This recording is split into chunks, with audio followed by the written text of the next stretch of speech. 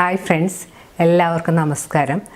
ഇന്ന് ഞാൻ വന്നിരിക്കുന്നത് ഒരു നീർദോശയുടെ റെസിപ്പിയുമായിട്ടാണ്. ഇത് നമുക്ക് വളരെ പെട്ടെന്ന് ചെയ്തെടുക്കാൻ പറ്റുന്നതും വളരെ കുറച്ച് ഇൻഗ്രീഡിയൻസ് വെച്ച് ചെയ്യാൻ പറ്റുന്നതുമാണ്. ഇത് വളരെ ഹെൽത്തിയാണ്, അധികം എണ്ണയൊന്നും ഉപയോഗിക്കാതെ നമുക്ക് ചെയ്തെടുക്കാൻ പറ്റുന്നതാണ്. ബാച്ചിലേഴ്സിനൊക്കെ വളരെ എളുപ്പത്തിൽ ചെയ്തെടുക്കാൻ പറ്റുന്നതാണ്. ഏത് കറി കൂട്ടിയും നമുക്കിത് കഴിക്കാവുന്നതാണ്. നിങ്ങൾ ട്രൈ ചെയ്ത് നോക്കണം. എൻ്റെ ചാനൽ ആദ്യമായി കാണുന്നവർ സബ്സ്ക്രൈബ് ചെയ്യാനും അതിനടുത്ത് കാണുന്ന ബെല്ലൈക്കൻ ക്ലിക്ക് ചെയ്യാനും മറക്കരുത്. എന്നാൽ മാത്രമേ ഞാൻ ഇന്ന് വീഡിയോസിൻ്റെ നോട്ടിഫിക്കേഷനൊക്കെ നിങ്ങൾക്ക് കിട്ടിയില്ല. നമുക്ക് ഈ നീർദോശ ഉണ്ടാക്കാൻ തുടങ്ങാം.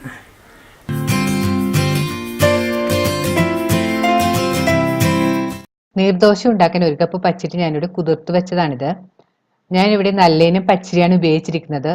നമ്മൾക്ക് വേണമെങ്കിൽ ബസ്മതി റൈസോ സോണ മസൂരി പോലുള്ള അരിയോ ഇതിനു വേണ്ടി ഉപയോഗിക്കാം. അരി ഒരു 5-6 മണിക്കൂറെങ്കിലും കുതിർത്ത് വെക്കണം. നമ്മളിപ്പോൾ ബ്രേക്ക്ഫാസ്റ്റാണ് നീർദോശ ഉണ്ടാക്കുന്നതെങ്കിൽ രാത്രി കുതിർത്ത് വെച്ചാൽ മതി. ഇനി വേണ്ടത് തേങ്ങാപ്പീര, ആവശ്യത്തിന് വെള്ളം, ഉപ്പുപൊടി. ഇനി നമുക്ക് ഈ അരി ഒന്ന് അരച്ചെടുക്കണം.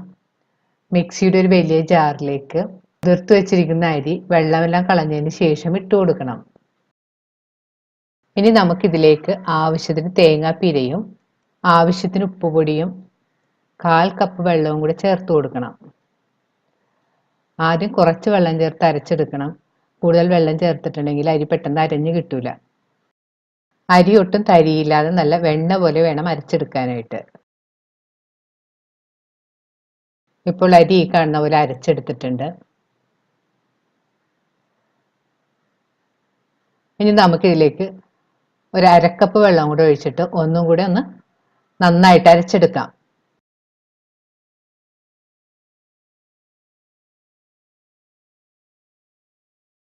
ഇപ്പോൾ അരി നല്ലതുപോലെ അരച്ചെടുത്തിട്ടുണ്ട്.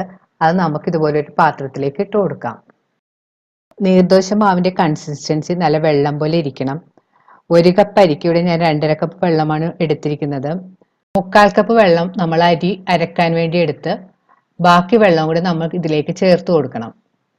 ഞാനിവിടെ അരച്ച മിക്സി കഴുകിയാണ് ആ വെള്ളം ചേർത്ത് കൊടുത്തിരിക്കുന്നത്. ഇപ്പോൾ മാവ് ഇതുപോലെ നല്ല കോരി ഒഴിക്കാൻ പാകത്തിന് കലക്കി വെച്ചിട്ടുണ്ട്. ഉപ്പ് നോക്കിയിട്ട് നിങ്ങളുടെ ആവശ്യത്തിനനുസരിച്ചുള്ള ഉപ്പെല്ലാം ചേർത്ത് കൊടുക്കണം. ഇപ്പോൾ നീർദോശക്കുള്ള മാവ് റെഡിയായി കഴിഞ്ഞ് ഇനി നമുക്ക് ദോശ ഉണ്ടാക്കാൻ തുടങ്ങാം. ദോശ ഉണ്ടാക്കാനായിട്ട് ഒരു നോൺ സ്റ്റിക്ക് പാനോ അല്ലെങ്കിൽ ദോശത്തവയോ ചൂടാക്കാൻ വെക്കാം. നമ്മൾ ദോശ ഉണ്ടാക്കുന്നതിന് ഒരു പ്രാവശ്യം മുൻപും സ്പൂൺ കൊണ്ട് ഈ ദോശമാവ് ഒന്ന് നന്നായിട്ട് മിക്സ് ചെയ്ത് കൊടുക്കണം. ഇപ്പോൾ പാൻ ചൂടായി വന്നിട്ടുണ്ട്. അതിലേക്ക് നമുക്കൊരു ബ്രഷോ ടിഷ്യൂ വെച്ചിട്ട് ഇതുപോലെ എണ്ണ തടവി കൊടുക്കണം. ഇനി അതിലേക്ക് ഇതുപോലൊരു കുഴിയുള്ള സ്പൂണോ അല്ലെങ്കിൽ ഒരു ചെറിയ കപ്പോ എടുത്തിട്ട് മാവ് ഇതേപോലെ ഇങ്ങനെ ഒഴിച്ചു കൊടുക്കണം. ഗ്യാപ്പുള്ളിടത്തൊക്കെ നമുക്ക് ഇങ്ങനെ ഫില്ല് ചെയ്ത് കൊടുക്കാം. മാവ് ഒഴിച്ചിട്ടൊന്ന് ചുറ്റിച്ചു കൊടുത്താലും മതി.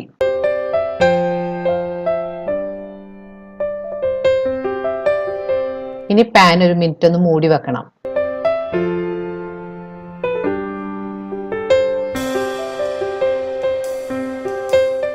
ഇനി മൂടി മാറ്റിയതിന് ശേഷം കുറച്ച് എണ്ണ എടുത്ത് ദോശയുടെ ചുറ്റിനും ഇട്ട് കൊടുക്കണം.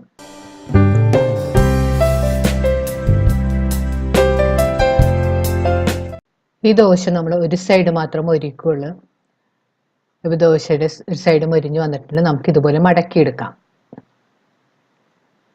ഇങ്ങനെ 4ആക്കി മടക്കിയെടുക്കണം.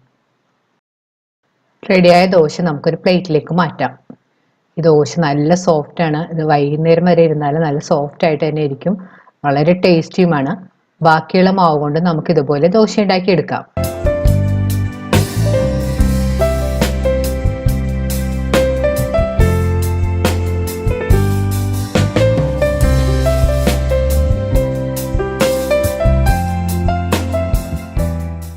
നീർദോശ നമുക്ക് ഏത് കറിയുടെ കൂടെ വേണമെങ്കിലും കഴിക്കാവുന്നതാണ്.